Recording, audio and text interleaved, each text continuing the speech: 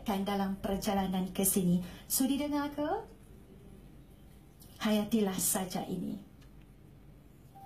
Sejuta rasa, sejuta impian, sejuta doa, sejuta air mata, sejuta senyuman, sejuta kerisauan, sejuta resah, sejuta pengharapan, sejuta kasih, sejuta sayang.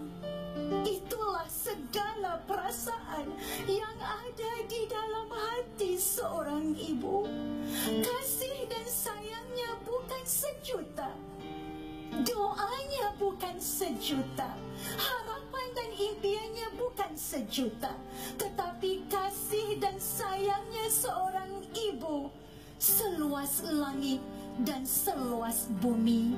Yang ada di dalam fikiran seorang ibu ialah, ya Allah, bahagiakanlah anak-anakku. Yang ada dalam fikiran seorang ibu ialah, ya Allah, sihatkanlah anak-anakku. Yang ada dalam fikiran seorang ibu ialah, ya Allah, selamatkanlah anak-anakku. Tetapi itu sejuta rasa yang ada pada hati seorang ibu. Adakah sekarang ini ada sejuta rasa kasih dan sayang pada ibu yang banyak berkorban? Adakah sekarang ini ada sejuta doa, perhatian, kasih dan sayang daripada anak kepada ibu?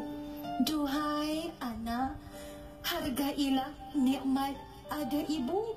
Hargailah nikmat ada ibu yang beleter memberi nasihat. Hargailah nikmat ada ibu yang membebel kita ke arah kebaikan.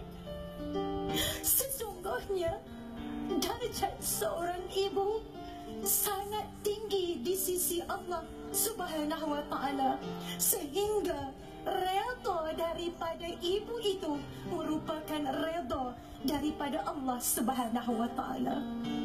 Jangan dilukai hati ibu. Jangan tumpahkan air mata duka ibu. Setitis air mata duka ibu yang tertumpah, mana mungkin anak itu akan menghuni syurga Allah Subhanahu wa ta'ala.